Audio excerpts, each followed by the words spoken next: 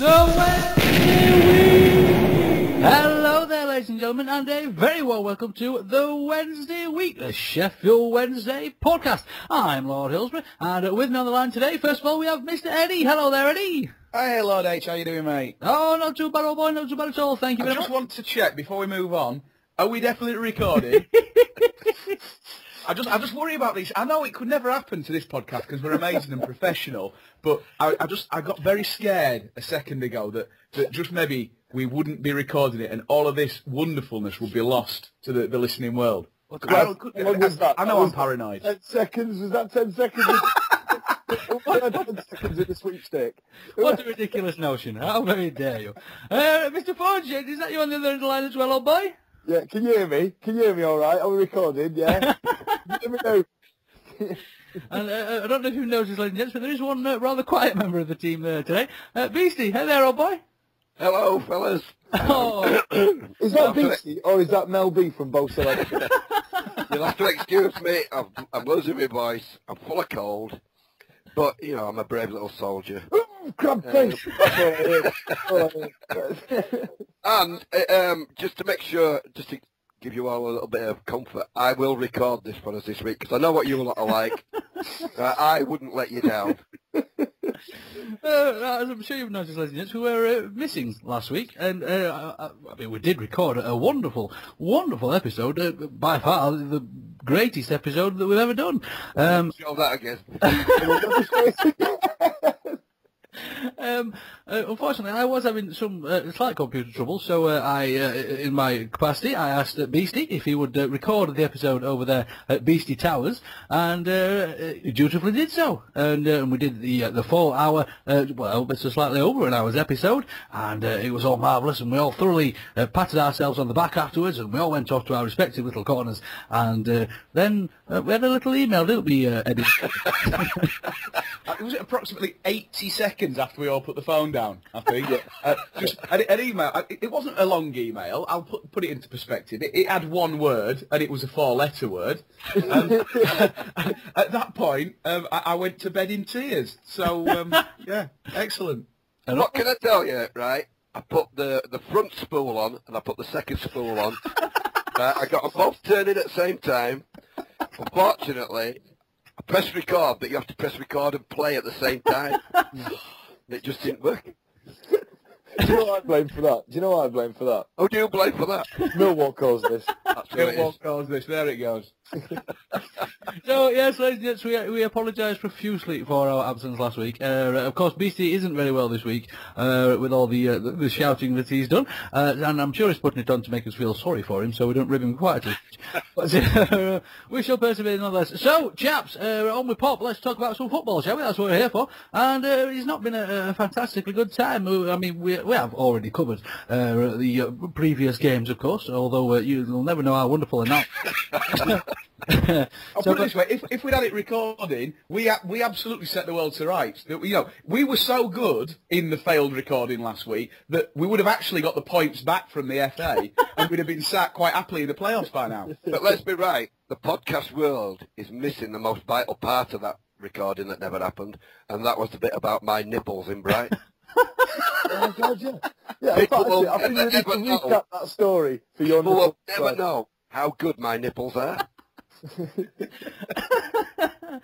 Oh dear. So we are going to proceed from the Wolves game, chaps. Of course, everybody out there knows what a dismal time we're having at the moment. So we shall gloss over our cup dropout and everything along those sort of lines as well. It's been a very trying time to be a Wednesday night. So let's crack on. Wolves, Beaste, try and talk to me, old boy. Tell me what went wrong. Well, other than us losing, which seems to be a pattern, I don't think we did a great deal wrong at Wolves. To me, there were a lot of signs of the green shoots of recovery at Wolves, and I really enjoyed that game. As defence, which is the main part that's coming for some stick throughout this long losing run, I thought they started to gel together, and they looked pretty good. I mean, Wolves have been relegated, they've got loads of money, they've got far better players than we have, and they only managed one shot on target. And they only managed to score through a dodgy free kick, and I were quietly satisfied with our performance, if not the result. Yeah, I agree with that, Beastie. I think if anyone had said at the start of this season, let's forget this run that we've just been on, but at the start of the season, I think most Wednesday fans, being sensible, would look at that away match at Wolves and say, you know what, there is absolutely no disgrace going there and getting beaten. And for us to only go down to, as you say, a baffling refereeing decision, I don't think that reflects too badly on the team. I came away, like you, Beastie, not gutted that we'd lost, that we picked up 0 points again, because the performance was a bit better. I found it slightly troubling that it was another game where we hadn't scored, and that made it 3 games without a goal in open play, which I thought was worrying. Now, as it turns out, we seem to have found our shooting boots again. But no, as an overall performance, I don't think it was disappointing by any means. The result was disappointing, but I think most Wednesday fans would have accepted that was probably going to be the way that it would have gone. Looking at the fixture list in August. I think you're right. We had, if you look at, for example, our last few fixtures: Southampton, Wolves, Bolton. These are all top teams. Do you know what I mean in terms of our level?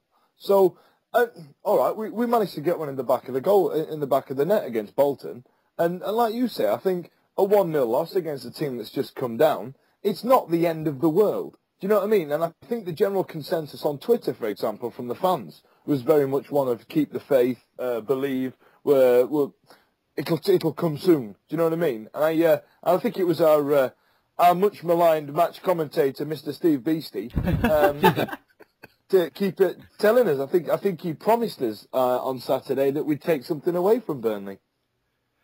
Well. Is that like when he promised to record last week's podcast? Well, one of the things that sort of started to niggle me at Wolves, and it wasn't just Wolves, it was on the back of a succession of things, and that is, and I hate to use this phrase, but we're not getting the rub of the green in a few games. Things just aren't quite going for us, especially decisions from the officials. At Wolves, especially in that first minute, as clear-cut a penalty as you will ever see. Yeah. With Antonio, and it were right in front of us. We were 5 rows from the front. It were right in front of us. And how the referee doesn't give that, I've no idea. Because to me, and I've watched it again on the telly, and that is a stonewall penalty every single time. And it's things like that, you start to wonder if you're ever going to get anything go your way. And then when he gives, at the end of the first half, he gives that free kick for what is a girl guide shove, right? I'm not kidding, JJ couldn't have pushed the toddler over with that nudge. Yeah, he went down like he'd been shot. And it was Paul Alcock all over again, wasn't it, that?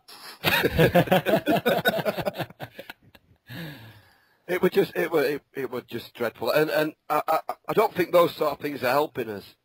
So I'll tell you what, then, let's talk about that. JJ at fullback, he's done it for the last couple of games, right? Yeah, and at Wolves, I think you'd be hard pressed to find a better player in a Wednesday shirt at Wolves. I thought he did really, really well. The only thing that JJ lacks when he's playing fullback is positional nous, which you can accept. But the rest of it, he did really well. He held them out as good as anybody. He held. That's some of the best footballers in this division from getting crosses in. And he makes up for any lack of experience in the position by just the sheer pace of being able to cover enough ground to get back into position, even when he's undone, with the initial ball or by the initial movement of the player. Yeah.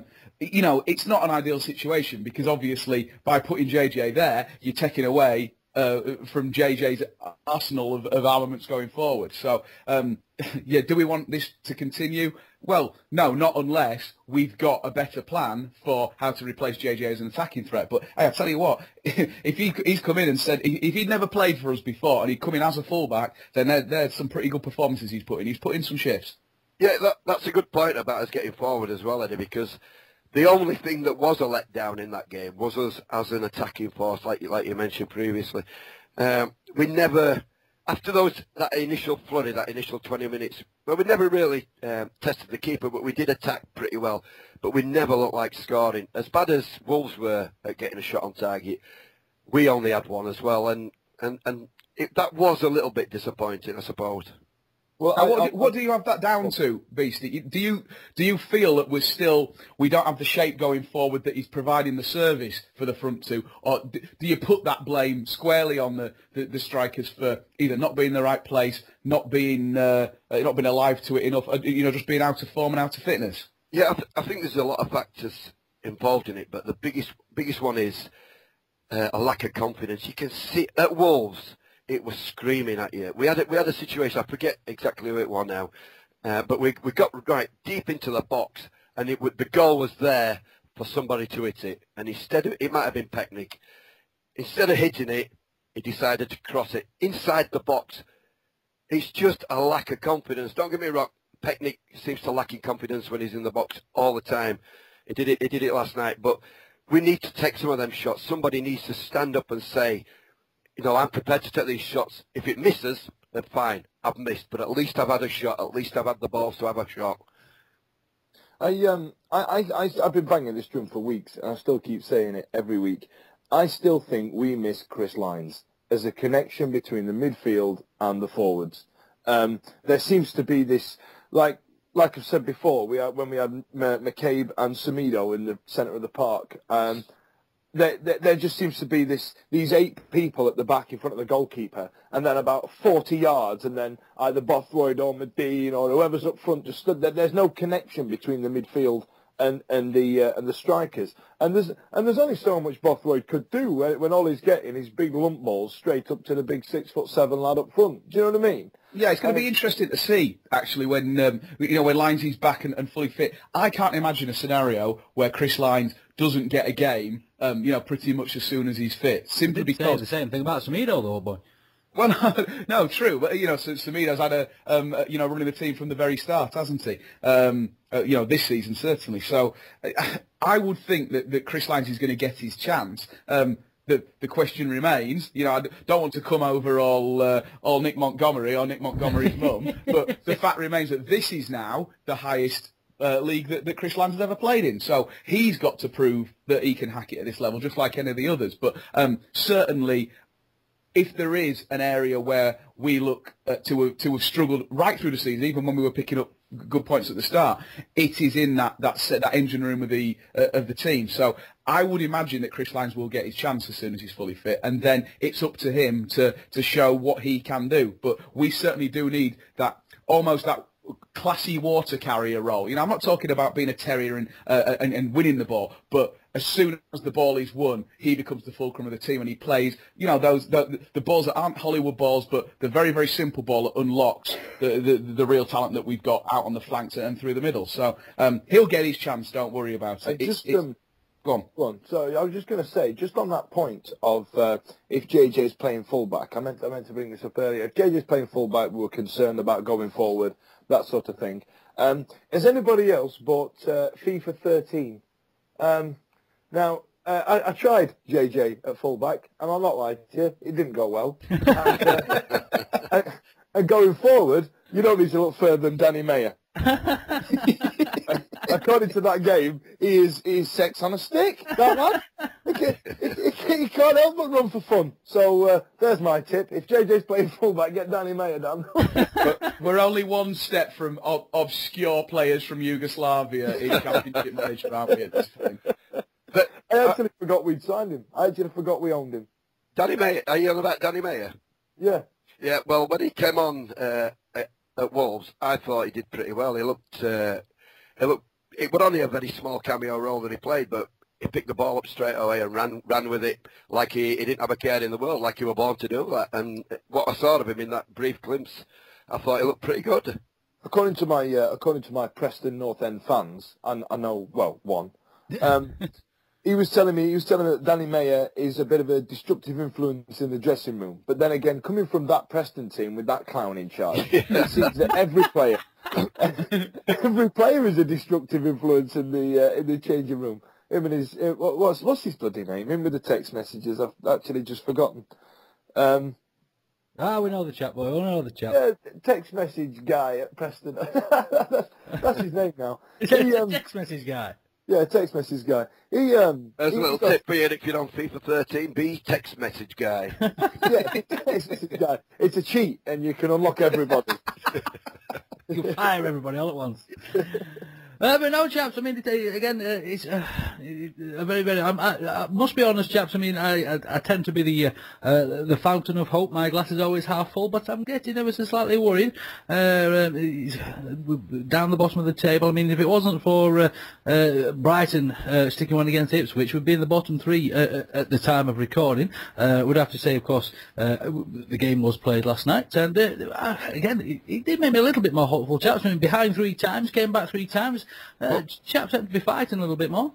Well, before we go to Burnley, can I just tell you the biggest negative about Wolves? And I know we touched on it on last week's outstanding episode that nobody will ever hear.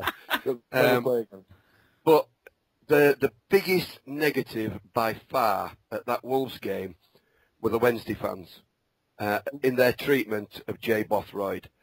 And I kid you not, right, from the moment those players came out onto the pitch, before they touched the ball, there was a lad behind me who was slating him and booing him from that moment. And he never stopped to the moment that he went off. And at one point, he shouted at him, berating him at the top of his voice with every other word was a swear word.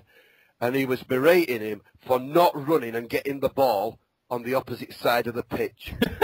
At one point, I was convinced that he really didn't have a clue which one were Bothroyd, because he was nowhere near the ball. Now, fair enough, fans pay the money, and especially at away games, you're looking at no change out of 100 quid at bottom side, and they're entitled to their opinion. But if you can tell me what good that does to any player, or let alone the team, then fine, I'm all ears. Convince me. Because that, to me, is just ridiculous, and it's just simply, from start to finish, a negative vibe on our team, the team that we've gone down there to support, and I cannot have any truck with that whatsoever. Of course, we did cover the Bothroyd Twitter incident on our wonderful, magical, fantastical, best ever show last week. So we shan't go too much again. Needless to say, it was an interesting development. But I mean, chaps, Beaste, when you do say about things like that, I mean, that's not support, is it? I mean, we've used what seems to be becoming sort of an excuse now with the chaps and you, they're not gelling properly. And yes, it is not an answer, but maybe a little bit of an excuse. But it's a very, very difficult situation. People do have the right to say what they think, but as you do say, Beastie, it's not going to help the chap's confidence then, is it? Right, well, the point is, I was busting for Bothroyd to score because, you know, pound to a pinch of the bad stuff, that lad would have been all over Bothroyd had he scored, right? And I was just waiting for Bothroyd to stick one in. Fortunately, we could have played for a month and not scored in that game. We've all been waiting for Bothroyd to stick one in. I know, for weeks. Right. I don't want to jump the gun, but the reason I brought that up now is because we're going to move on to the Burnley game. And Bothroyd in the Burnley game was different gravy. And hang on. Was that another Beastie patented segue that we were doing? Hang on, it was the one that we didn't record as well last week, where you went arse about face, going in from one to the other and segueing right into your point. I like that one, Beastie. That was a good one. It's part of the business, love. It's part of the business. Let's carry on. And right, now you've spoiled his flow altogether now. It's over again. Yeah, come on, no, back. Start from the back and we'll catch back in again. I don't even know why I'm here. Can I have a stamp and some firelight as well? I'm here, please. That's my default setting. I always, if I forget where I am, I always think I'm at post office. Eventually, that's where I will end up, and I'll just, I'll get it right once. But that's where last week's podcast is. Sorry, Beastie, I apologise. Go ahead, old boy. Bothroyd playing left wing on the left there. An interesting place to pop him, I thought. I must say I was a little bit sceptical, but Beastie worked his socks off, did he? Well, the difference, last week that Cog was played wide and Bothroyd was played in the middle. Whereas last night at Burnley, They swapped over. Cog was down the middle and Bothroyd was wide, and it worked a treat. And Bothroyd, to me, didn't put a foot wrong. From start to finish, he played the full 90 minutes, didn't put a foot wrong. And some of his crosses were absolutely orgasmic, even for an old bloke like me. Right? Don't get me wrong, he's having his seconds these days, but it was a fantastic cross. Beast, I've got to talk to you about being orgasmic, because I tell you what, I've now got quite an image in my head, and it's also got some audio as well. Now, I've been looking through your tweets from last night from the game. So, for example, this is you being orgasmic. I love it. Jesus Christ on a bike. Jesus Christ on a skateboard. Jesus Christ on a pedalo. I've got some more. Jesus Christ in a canoe. Jesus Christ on a combine harvester. Jesus Christ on a unicycle. Jesus Christ on a trampoline. Yeah. I tell you, was Jesus actually there? I've now got an audio of what you're like in the sack now, Beastie, and I tell you what, it doesn't sit well with me, brother. I'm not lying to you. You also missed out the young ones, Jesus Christ on the mattress down the stairs, which I thought were pretty good. Yeah, well, you take your pleasures whenever you can when you get to my age. I was over 35s. Over 35. Yeah, I think.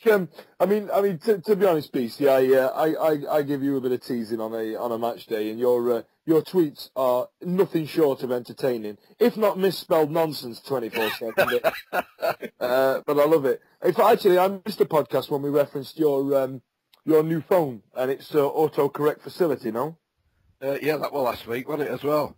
Yeah, we'll never play that again. We missed my new phone and my wonderful nipples, and the public will never know anything about. I've noticed that for some reason, when you write chant, it changes it to chisant or chisant.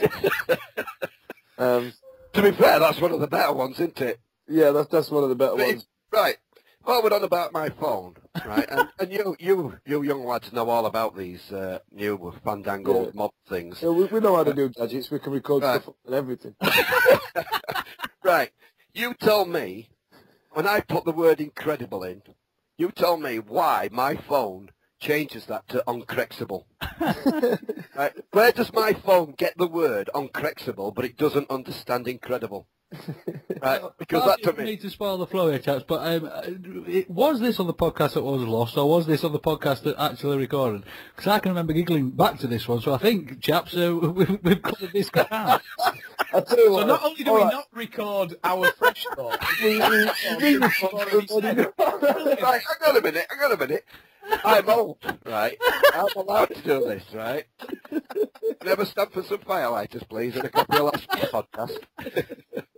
Yeah, I think, in summary, Beastie, uncroxable is it sounds like a Lithuanian word, and I'm guessing you bought your phone from a bloke down Rotherham Market, and it's probably from Lithuania, and it's got Lithuanian language T9 setting on there. That's what it is, mate. I think that's what it is. Well, you never know. We might sign him next week. Hey, brilliant in FIFA. Yeah, Trevor and Croxable. Yeah, get him. Him and Pechnich through the middle. It's brilliant. And I tell you what's quite funny as well, and I mentioned it on the missing podcast as well, that even on FIFA 13, Nejic Pechnich still looks like Tubes from Soccer AM. So then, chaps, if I may be so bold as to try and direct us back to the football, and again we were talking about Mr. Bothroyd running up and down, and I mean it does seem the attacking presence did seem to be back. Cog, many people have been championing. I mean, we have said on the podcast before that he does seem to come better off the bench, but I mean, played the blind, scored 2 goals, top scorer I do believe now. We can't really complain, but the trouble does seem to be still at the back, chaps. There are lots and lots of crosses coming in, and we're just not getting rid of them. I mean, Mr. Gardner, he's 7'12" or something ridiculous like that, and I mean, he should be knocking those balls away all day. Yeah, I think the the O'Grady situation is one that it's interesting actually because after Saturday, as Beaste said, we could have played for 10 more days and still not scored. And a lot of my mates on Twitter and Facebook were saying, oh, all of you that were saying, you know, Chris O'Grady, he should get the start. You know, now look, you see, he's just as bad as everybody else has been. And I'm really glad for Chris O'Grady that I think it was that change in, in formation and getting him running through the middle on his own, that traditional kind of bustling style that he's got. And he really profited last night from that, and that's fantastic. And yeah, we scored 3 goals away from home, fantastic. And we see where the real problems in this team are. And yeah, it's at centre back. There is a very, very, very big issue right there. I don't think that Taylor had a great game last night either. I think Gardner probably just shaded it. It's certainly worrying because averaging 2 goals a game conceded, we are not going to progress in this division, even if Jay Bothroyd pops up and scores us another 20 this season.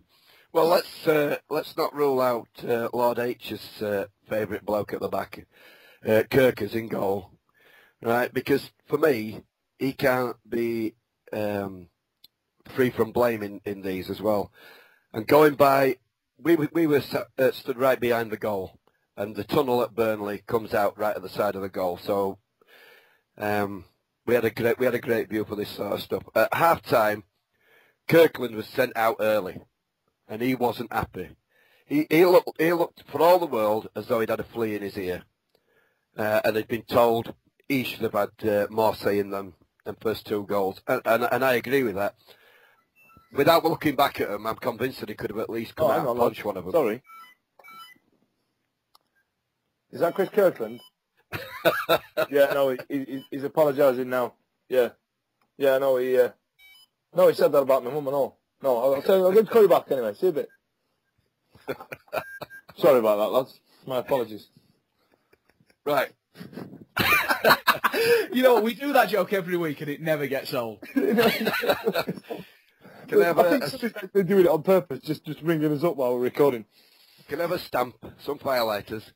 A copy of last week's podcast, please. You can't keep distracting me like this. Sorry, mate. Chris Kirkland, go ahead. My mind is soup. Right, as soon as you stop it, he's gone. Right, Kirkland, yeah, I know Lord H, absolutely loves him. But he has to take some responsibility for that last night. He really has. I think he's on a Scarborough warning now. I think Dave Jones has given him a Scarborough warning, and Bywater can't be far off getting his chance. Obviously, what Eddie said about all the defence, there were loads wrong with it. But I prefer to focus on the positives from last night, and playing a 4-3-3 like we did last night, it worked a treat. It was so entertaining, so exciting. And if you go to a game last night, like a lot of fans did, and all they could talk about is Taylor and the bad stuff that happened at the back, then I'm sorry, but you're going to games for the wrong reason, because that was a fantastic game last night. It was so entertaining. And Charlie Austin, yeah, will turn some better defenders than we've got inside out this season. He is a cracking centre forward. That's his 14th goal last night, that third one. 14th goal of the season already. And I rate him very highly. He's as canny as they come. So I'm not prepared to beat our defence up it's still concerning, though, that we still shot 3 goals. It still doesn't sit well with me. I mean, it's nice that we got something at the other end. And for me personally, I can't understand why Chris O'Grady got dropped when he did. Because the first few games of the season, he seemed to me to be on fire. I think he went missing at the Crystal Palace game. Since then, not really had a big shout. But then he came in last night, and he was great again. And I don't know why he doesn't get a great run in the team. Do you know what I mean? Let's be honest. We're coming off a series of defeats, and we can argue till we're blue in the face as to why those defeats happened. But what we needed was to put an end to that rot. And we stopped the rot last night. And we did it in some style, I would suggest. Because coming back from being behind 3 times in a match and the final time in the last 5 minutes of the game, that shows some fight and some team spirit and some will to get back and fight for a game that I think has been the major question mark hanging over this squad. That will have done the world of good for the team morale, the team spirit, the togetherness. I think we're going to see a different Wednesday, from this point onwards. And I think it hasn't hurt that Jay Bothroyd has been instrumental in that turnaround, that final game, that actually getting that point on the board and having a great game himself. I can see that things are on the up, and I would be very surprised if we can't fix the defensive errors, while at the same time continuing to improve going forward. So, I don't think that this is a case of, I know we're hovering above the bottom three, and I know we've still not had a win in God knows how long. I think we'll see this as a turning point. This weekend is a big game, isn't it? Hull City. Now, they seem to be scoring quite freely at the minute, don't they? They seem to be... They seem to be quite the big hitters in the league. How do you think we'll fare? Seeing as though now we've got that, I mean, like Beaste said, there was a lack of confidence, and like Eddie said, I think last night was a great test of character. The fact that we came back from behind 3 times. So, Hull City, yeah, we are at home. Is Hillsborough the fortress it used to be? What do you think? Key to the game on Saturday is our midfield, and another good thing that we saw last night was the connection between our midfield in the defence and our midfield in the attack. I thought they were fantastic last night. Barkley came in for a little bit of stick after the Wolves game, but last night, that was his show last night. Barring 15 minutes at the end of the first half when Burnley started getting back into it, Barkley was absolutely immense. He was full of confidence. He was running about. He was Lord of the Manor. Now, if he does that on Saturday, I could see us turning Hull over quite easily. Yeah, let's not forget, Hull set off like a house on fire, and they looked like they were scoring goals for fun. And, their last 3 games has just been loss. And they shipped 3 goals themselves in each of those last 3 games. Yeah, so, I mean, Blackpool put 3 past last night. I think they lost to Peterborough, didn't they, the game before? But I mean, that was the big shocker. And then Leicester, they got spanked by Leicester. But I'm just thinking, before that, I think I just remember them scoring something like 3 past Leeds, 4 past Millwall or something like that. Look at me, I'm like Hull City statocraft, But I was just, I think you're right. I think, just look. I tell you what, I might as well just get the fixes up myself while you guys chat amongst yourselves, and then I think it's probably the perfect time to play a team like Hull, because I think that they're a team that are expected to be in the right half of the table. I think they have gone off the boil a little bit since a good start to the season. They're a scout for us to be at, and we're looking to build confidence. And 3 points and a performance, like you say, that sort of works from front to back, is going to be something that we should be looking out for this time. Again, I know we always sound relentlessly positive here, and we always say, well, the next game we're going to turn it around, the next game is going to be a win, etc. We are going to be positive. We don't make no apologies for that at the Wednesday week, but I think this is a very winnable game, and I think those like little blossoms and little green shoots of recovery, this is the chance for that to really take off. And I really hope that the Hillsborough crowd have kind of got the message from last night, and that they turn up ready to be positive and not to get on the back, certainly, of Mr. Taylor and of Mr. Bothroyd. Yeah, okay, go on. That Burnley game has got to have given all the Wednesday fans a big fillip towards this Saturday. Just coming back 3 times. Right, we didn't let it go. We just kept battling away, and we kept playing as football. And on Saturday, we do the same again. And another key thing is, alongside Barkley, Semedo last night was back to something like his best, and he didn't let him have a minute on the ball. Again, all these things add up to, as you say, Eddie, us turning things around. The start of a recovery. Last night is where it all started. Hull. I didn't put a spanking. There you go. I'm guilty. I love you interject here, Charles, with some stats and facts. Last night they lost 3-2 to Blackpool. Game before they lost 3-1 at home to Peterborough.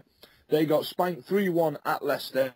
But before that they beat Leeds. But they still conceded 2, and they beat Millwall. So they're on the back of a 3-game losing streak themselves. So with the confidence eye, I think the outlook's positive for Hull City, for us against Hull City. Oh, no. I think I've made myself out. He knows all the results, and he just says it looks like it's 60.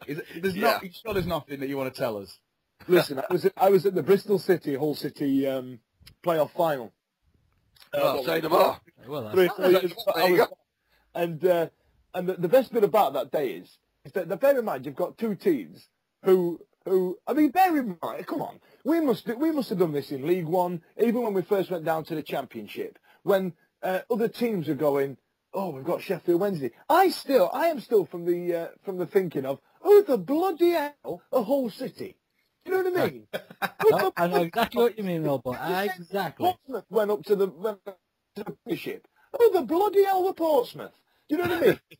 But anyway, yeah, the best bit about it was on the train on the way back. Now, the Hull City fans had just got Premiership football. They should have been over the moon. But there was a load of East Yorkies and cider drinkers on the train. And all the conversation that they were talking about was, God, who'd have thought we'd get here?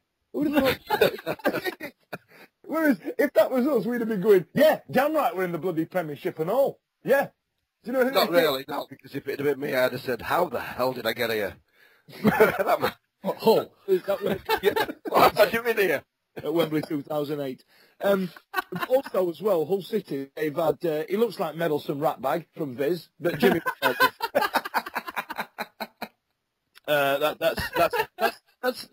Stay tuned next week for more Hull City news from Dan Fudge. That's all from Tigers Week. So yeah, what else? There was something else I need to bring up. Raider Johnson tweet row. Well, that sounds like a Sun headline if I've ever heard it. Go on. Yeah. Well, Pal said that he romped with an unnamed source. Yeah, a source close to the an insider close to the source said. Raider Johnson tweeted that he was going to be out for 2 months, and Dave was asked about it after the Burnley game last night. Said, "Well, that's a load of tosh." And then referred to Twitter, obviously on the back of the Jay Bothroyd row that we may or may not have covered last week. He said it was a scourge of football. What do you reckon, chaps? Well, the scourge of football is John Terry, so, you know, yeah. Move on. Yeah. I think some bad things about Trevor Uncrexable as well. But I personally believe as well. I think we are missing Raider Johnson. Well, it's one of those things. I mean, Raider's always interesting. Of course, we all love Raider. He's an absolute superstar. We all love him to bits. But it is one of those things where when he goes marauding, shall we say, he does like a maraud, does Raider. And it does sort of leave that little bit of a hole, and again, that's where those crosses can start coming in from again. It's an interesting one. I mean, bearing in mind that Raider is not naturally in his right position anyway. I mean, he is a fullback, simple as that. A centre-back. So, I mean, it's just, everything just seems to be all over at the moment. We've got players playing out of position. Again, I apologise for being all glasses half empty. And we are missing Raider, as simple as that, because it does give us that bit of oomph. But everything is just such a mess at the moment, chaps. Yeah, he's a big miss. Of course he is. We can't build a season around the idea that we'll be fine when Reader comes back, we'll be fine when Chris Lyons come back. We've got what we've got, and we know those players, objectively, are good enough to compete at this level. And as we've said many times before this season, it's all about getting the blend right and getting them playing for each other. And then, as we saw last season, it doesn't matter which 11 are on the pitch because they're all part of a squad that are pulling in the same direction to do a job. So, yeah, Reader's a miss. I can't wait to see him back again because I love him. I think he's absolutely brilliant. But, no, there's no reason why we shouldn't have the players that can step up and fill those boots. That's why we're building the squad that we're building, because you can never legislate for injuries like that. You know, and we pick ourselves up and we get on with it. As long as we get to a position where we've got 8, 9, 10 of the team that started the previous game coming back again and doing the business again, we'll be all right. Yeah, Dave Jones has said similar stuff about Raider, hasn't he? That it does give us an outlet going forward, but that's not his job. And those comments apply to Fudge's man love, Lara. It's fine going forward and taking free kicks and corners and what have you, and stuff like that, but we need him to defend, and it's no good if they can't defend. If defenders can't defend, it's no good. We've got other players that will get forward. We've got other players that will go and score. We need defenders to defend. And as much as I love Raider and I love Buxton, and I can't wait for both of them to be back because I think they'll be a better balanced side. But we, as Eddie says, we cannot centre our entire season around individual players, because as soon as they get injured, that's your season gone.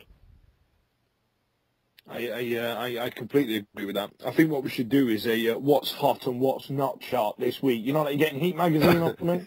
You know what I mean? I don't know. I'm with you, never Fudge. read Heat magazine. These lads have got no idea. So, yeah, do you know what I mean? Yeah, these old chaps. Yeah. So I'm just thinking. So hot this week is Jay Bothroyd on the back of what we said today. Did we say Jose Semedo? And, Barkley. And Barkley. And what's not is, on the back of what we said today, Kirkland, Taylor, and, Petchnich can live in there for all I bloody care. Well, I'm sorry, but my top three hots would be last week's podcast, my nipples, and the front of the post office queue. And if I can make that my top three every week, I'm a happy man.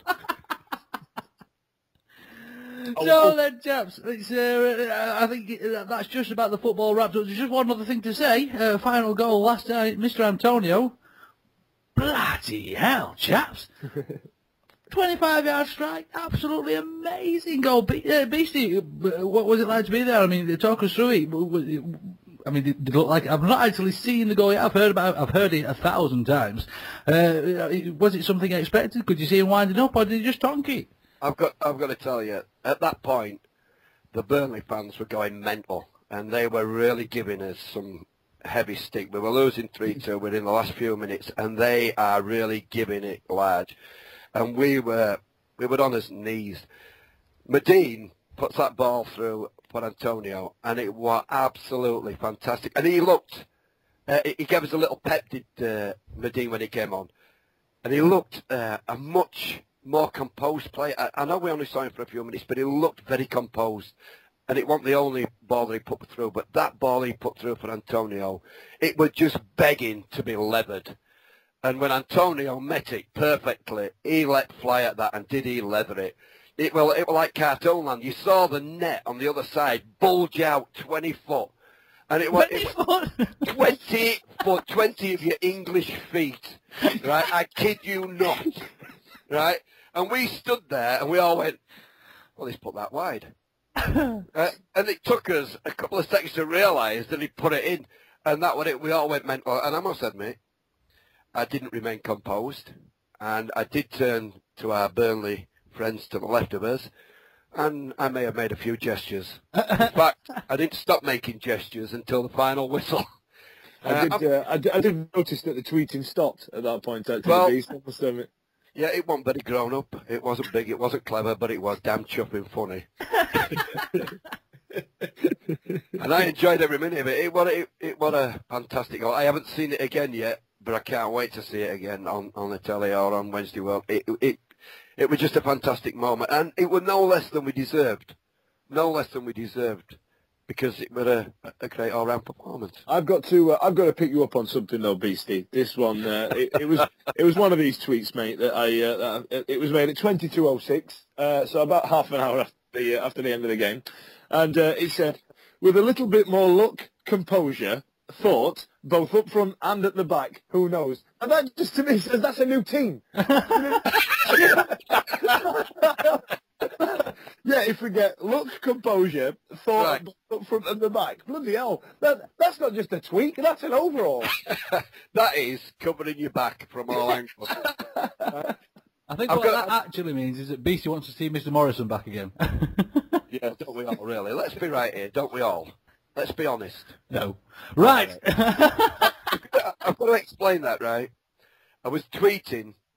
We pulled up at a chippy last night, and it went mental, right? We went into this chippy on the way back from Burnley. It's the best chippy in the world. He had nothing left. Brilliant. Right? And he said, I said, what you got? And he said, nothing. And I said, well, what can we have? He said, you can have anything you want. And he made us it there and then. Right? And he said, these mushy peas are the best in the world. So I had mushy peas. And I got in the car. I leant over to open the door for the young'un because she had her hands full. And as I leant forward, my tray full of mushy peas tipped out.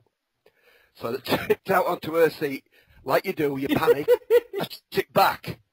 They came out the other side. I panicked yet again. I tipped them forward and it went all over the gear stick. It were like the Texas chainsaw massacre in the car. There were peas everywhere. It was just the Incredible Hulk had exploded. And then I had to tweet updates about the game while I was sat there covered in mushy peas. It's a new car I've got, and now it just stinks of mushy peas, and they're everywhere. And people, you know what? People listening to this are going to be all over you for that, Beastie, and say it's out of order, you should be more careful of that. But when Bywater starts eating crazy foodstuffs in his car, it's all right for him. One rule for one and one rule for other. You should be ashamed of yourself, Wednesday fans. Plus, malt. Hang on, you know the daft thing? The bloke in the chippy says to me, do you want some napkins? And I said to him, why do you think I'm going to spill some? And he went, no. I just want to know if you want some napkins. I said, you think because I'm old, I'm going to spill, don't you? He went, no, I'm sorry, you can have some napkins. There you go, he knew. I had it written all over my face, spiller. As a man of experience in a chip shop, knows exactly what he's talking about, old boy. That's all from the chip shop week this week. Stick that on your what's hot list. Yeah. What's hot? Beastie's lap. Right, chaps, let's crack on. We can see some positives starting to pop up. I know we've been saying it for a long time now, gentlemen, but we do need to stay positive. We have had a torrid time, shall we say, but we shall try to keep it jovial. Right, so, speaking of which, we're going to attempt another brand spanking new feature. I mean, we do a lot of new features, which we do promise to bring back, and this is another one of those features that we are going to attempt today. So, Fudge, this one's all yours, old boy. Take it away. Ladies and gents, welcome to Hull City News. No, hang on, that was the last week. Fudge the Judge. Judge, what are we saying? Are we saying Judge Fudge or Fudge the Judge? I don't know. We'll make something up later on. Now, what happens is, chaps, usually we get, when you ask for your all-time Wednesday 11, there's normally a circulation of about 12, 13, 14 players that tend to get churned out. So we're looking for the reserves, the people that aren't genuinely going to get picked for these positions. For example, let's say if you said striker, a lot of people would say David Hurst. You've got to think, and then probably Mark Bright, maybe. Do you know what I mean? But I'm guessing other people have their opinion. But we're thinking, what about the other ones? What about the guys that never get a sniff? Let's say Adam Proudlock, Lee Peacock. Do you know what I mean? So, chaps, I'm gonna give you a position, and I'm gonna give you a player, and you have to make an argument about why this player, who, let's be fair, isn't going to be most bestest, would get into our Sheffield Wednesday Reserve 11. Or let's say Sheffield Wednesday Developmental Squad Wednesday Week 11. I like that, Fudgy. Do you like that, yeah? So, For example, I need you guys, Eddie, we're going to go with goalkeeper today. So, Eddie, I'm going to give you Ola Tidman. Give it Hey! I want to defend Ola Tidman. Beastman, I'll come to you later on. It can't be worse than Ola Tidman. Ola Tidman, for a start, continued our proud record of great footballers. Great Scandinavian footballers. Yes. Exactly. Roland Nielsen, I think he would make most people's first 11. Nicholas Alexanderson, one of the very small number of shining lights in that that Premiership relegation season. But then we probably topped it all, I would suggest, with the signing of Ola Tidman. This is a man who signed for Wednesday after a successful trial period at Derry City. So obviously would be high up the list of for a club like Sheffield Wednesday looking to recapture former glories. I think my my favourite thing about Ola Tidman is the fact that he combined being possibly the least mobile goalkeeper, also being the second ugliest goalkeeper we've ever had. So, when you stood in front of the Kop, you don't want to make everybody in that stand feel bad by being needlessly attractive. So he managed to stand there quite happily. And, there were times he was picking the ball out of the back of the net an awful lot, remember? So he was turned towards the Kop. People could gaze upon his face and say, you know what? My life might not be great. I'm watching Sheffield Wednesday and they're losing all the time. My life isn't brilliant, but at least I'm not Ola Tidman. So for that, I salute him. He was a great player for us. And any player that can have 13 appearances for Wednesday and keep 0 clean sheets, that he's got to be in there. There's room for development. Let's be honest.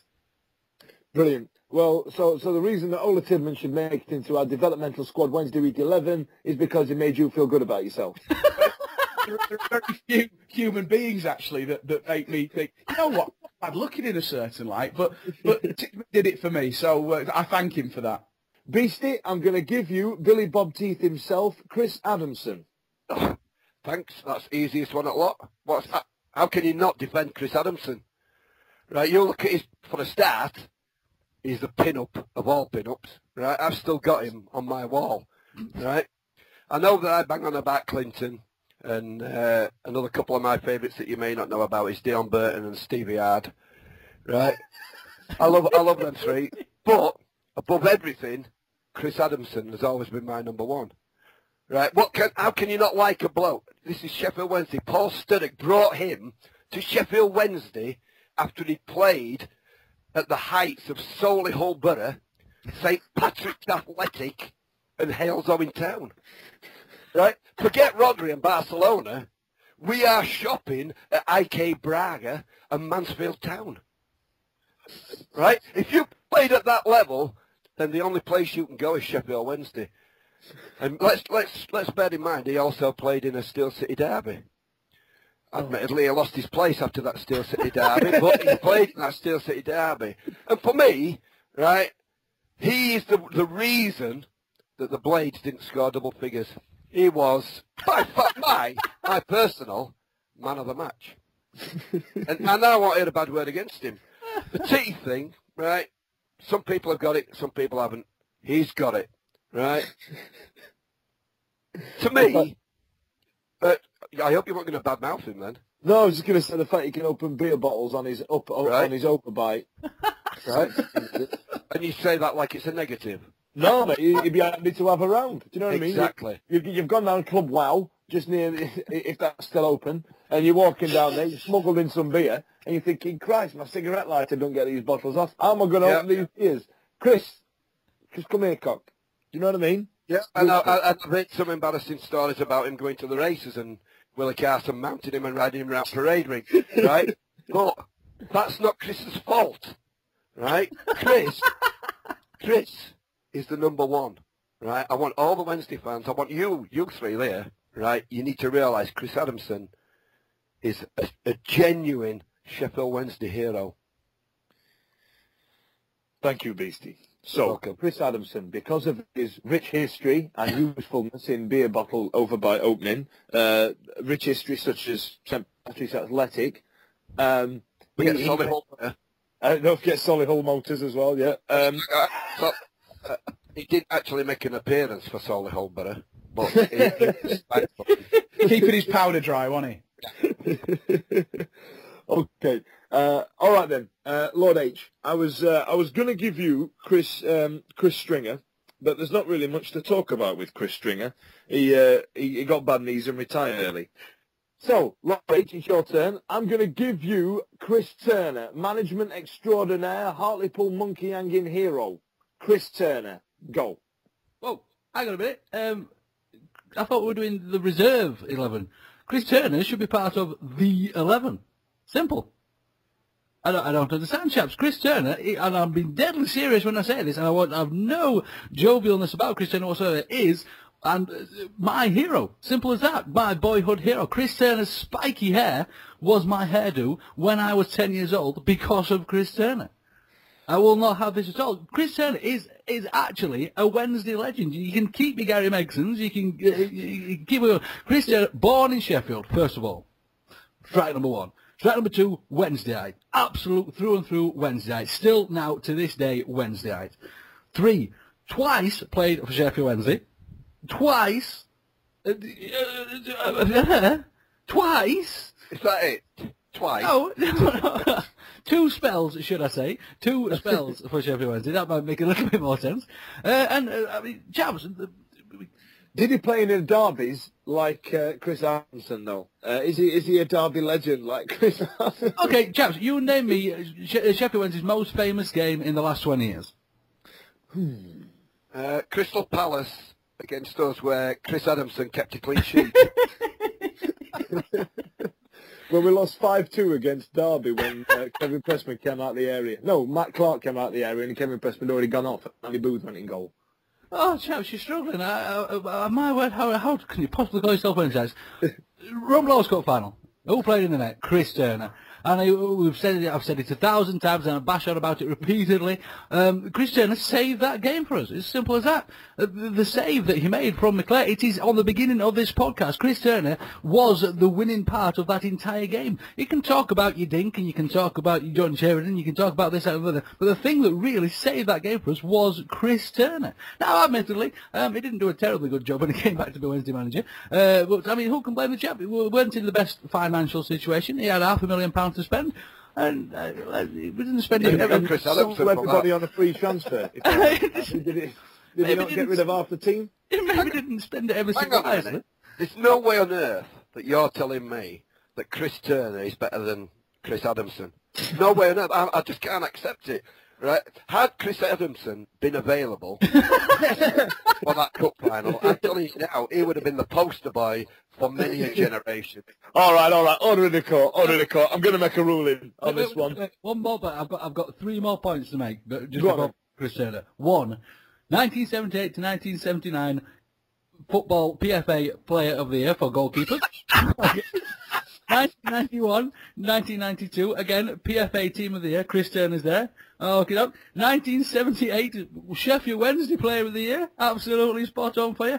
And if we're going to really go for broke here, really go for broke, let's not forget that the chap actually managed Leyton Orient as well. Well, hang on a minute. If we're going about stuff that they've won, then that's easy. Hales Owen Town, Chris Adamson, attendance record. Right? He turned up every day without fail. And no sick. There was no sickness. He was there. Dear. So, Fudge, we shall place it in your hands, old boy. But again, I begrudge defending Miss Turner to go in any kind of reserve 11. First 11 for me. But take it away, Fudge, old boy. All right. I'm going to rule on this one, and purely because he made it into the official Premier League VHS video of 1989 of Saves of the Season, I'm going to go for Mr. Chris Turner. I'm sorry, boys. I do apologise. I can't. Corrupt. It's got to be him. I'll tell you what. Next week we'll do some defenders. Now, Eddie, next week I'm going to give you Steve Harkness. Oh, perfect. Yeah.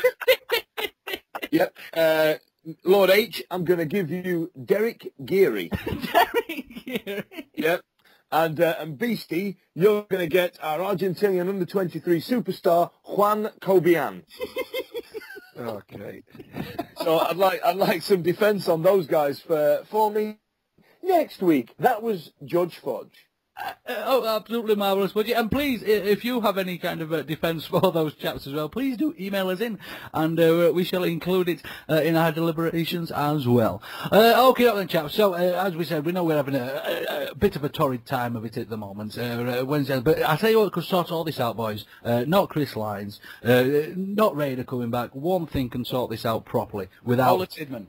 Oh, what's the main thing when you're watching a film? What sorts out every single problem? We need a montage, chaps. We need a montage. And what do you need for a montage?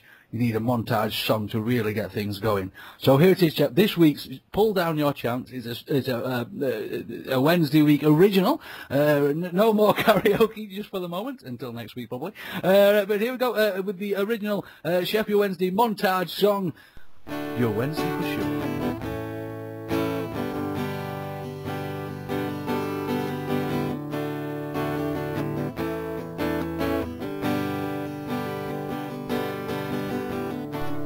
Worked so hard to get here. There's been blood, sweat and tears.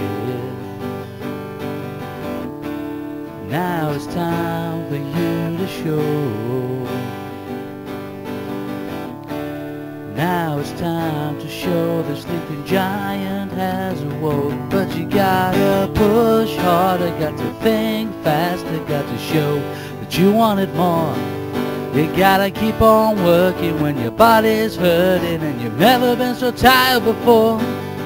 And the only sound you can hear is the sound of the Wednesdayites roar. Well, that's when you know you're Wednesday for sure. Do you remember when you first pulled on a blue and white shirt?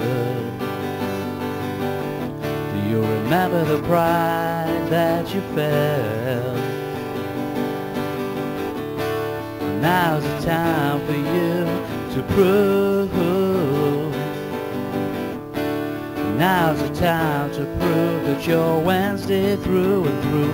That you gotta push harder, got to think faster, got to show that you wanted more.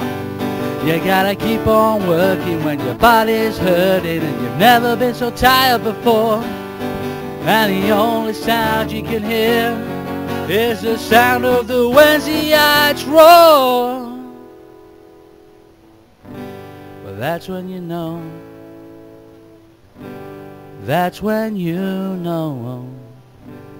That's when you know you're Wednesday for sure.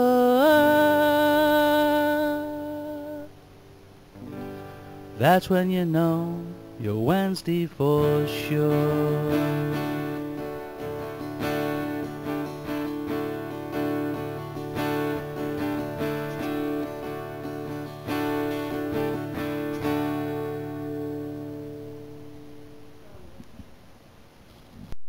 Was that Lord H? Was that you playing the guitar? Or have you got a small Vietnamese boy in there with talent? You? I've got one that does the chords and one that does the strumming. I think that would have... It would have been much better with it. There was no hint of irony there at all. It was like, yeah, I've got a few Vietnamese boys. It's all about the music. Yeah, even Rocky had a montage, and I think that's what we need, a montage.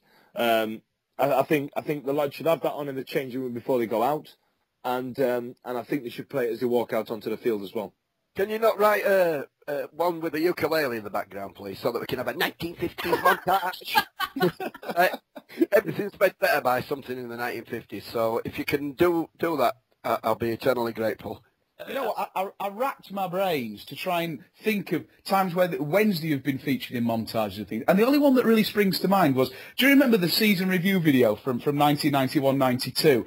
We licensed music from a purveyor of massive hair and dad rock music, Brian May himself, to actually to put the seal on what was a very successful season. So, you know, I like the idea of a montage, but I think we need to actually bring in that soaring guitar riff type stuff. So let's get rid of this acoustic rubbish, Lord H. Get wailing on your axe like a proper rocker.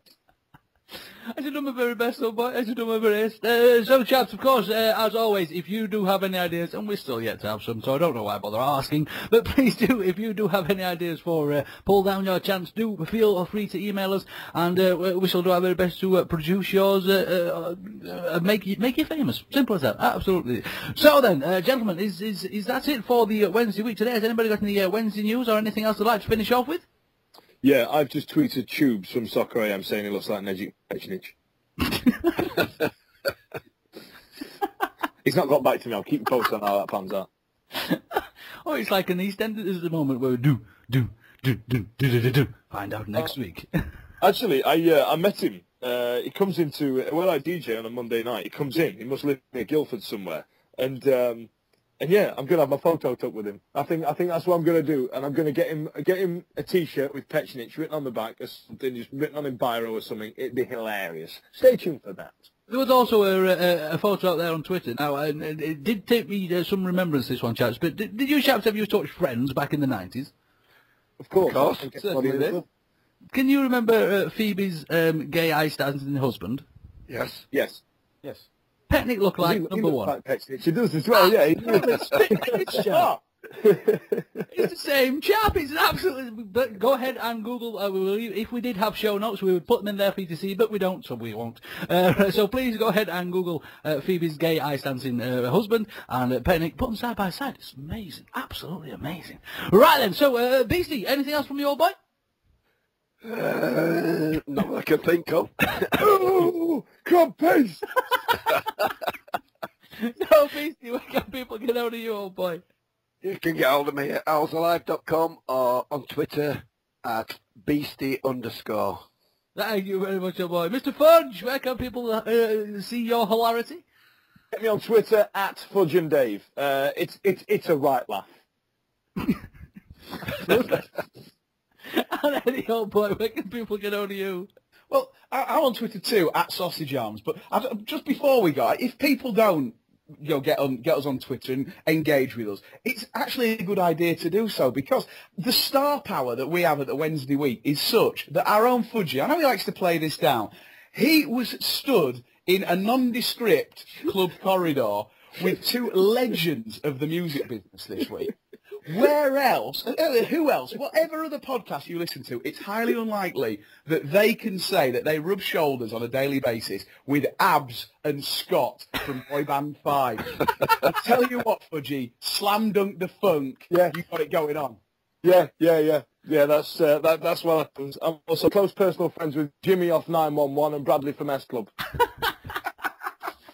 Oh, your red coat chums, eh, old boy? Well, kind of. No, it was the place I was DJing at. They had 5 on Monday night. Well, they said 5. They had two. Two with the 2WO. Yeah. It was weird. They kind of just came on and they gave me this CD. And said, yeah, just play that, brother. I went, all right, yeah, I'll give it a whirl. And it was just 20 minutes of their songs mixed in quite badly, and they just screamed and jumped up and down to it. It was rubbish, but I must admit, I was a big 5 fan 15 years ago, so it scratched an itch for me. I think everybody here would agree that Jay was the musical powerhouse behind that band, and so without him there, it was clear it was going to be underwhelming. Week exclusive. They've been trying to get back together for the past 2 or 3 years. I bet they have. Have you seen how much money all of their peers have made? Yeah. They get offers all the time, apparently, to get back together. I'm sorry, chap. Can I just say, I feel a little bit sad that you know all this information, Fudge.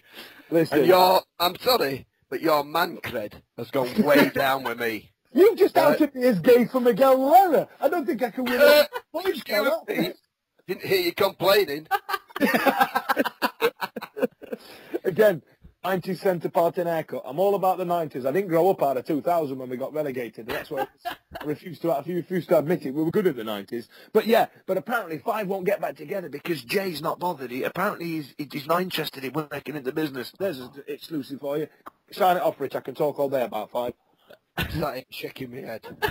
Hey, we need to have a chat offline, us lads. Me and you, Fudge. I think we need to do 5fans.com podcast. Yeah. It's a new podcast. We're doing a breakaway spin-off show. We'll call it Baby When the Lights Go Out. One thing that we do need to ever so quickly readjust from last week, Jack. It's, of course, we have had a little bit of fame ourselves. Again, we did discuss this last week on our wonderful podcast, the best podcast we've ever done, that Beaste didn't record. But we were actually featured in the programme, chaps, the Match Day programme, the official Match Day programme, nothing that Fudge has scribbled up and thrown at people as they're walking into the game. The official Match Day programme, Wednesday week, right up in there by Mr. James Hargreaves over there. So we would like to thank him extraordinarily. And it turns out, chaps, would you call that club approval? Are we official? Yeah, I think for legal reasons, and I think we can absolutely not say that we're official.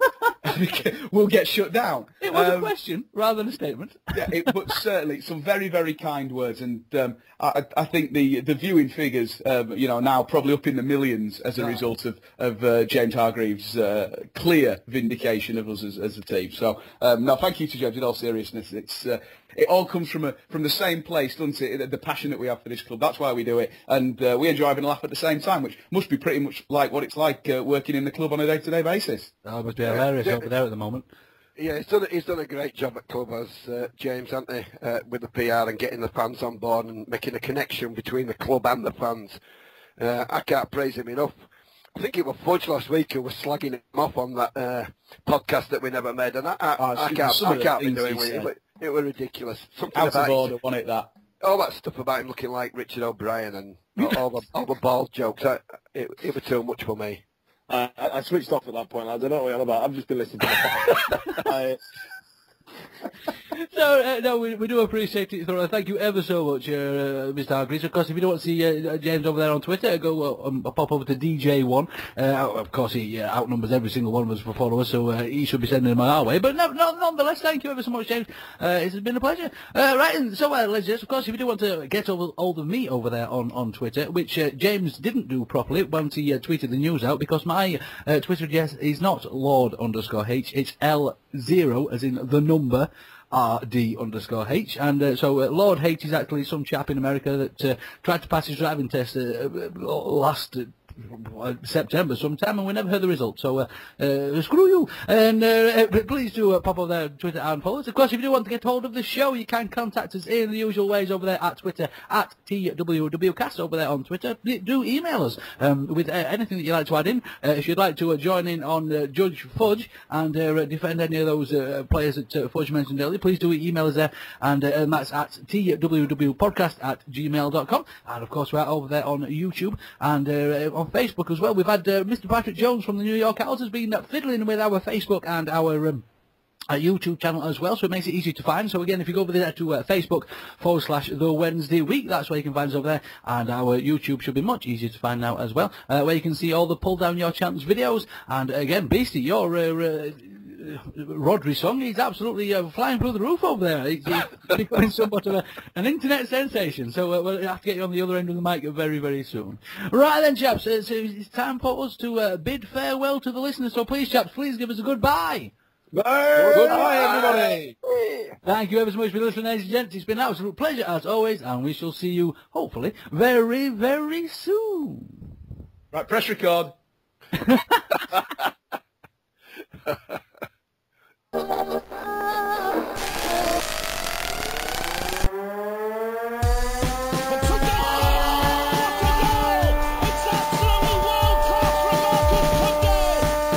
Chance here, a great save by Turner from McClare. Might come a terrific goal by Sheridan. Brexman against Jones. Get in. You could have two goalkeepers in there that would have trouble saving that.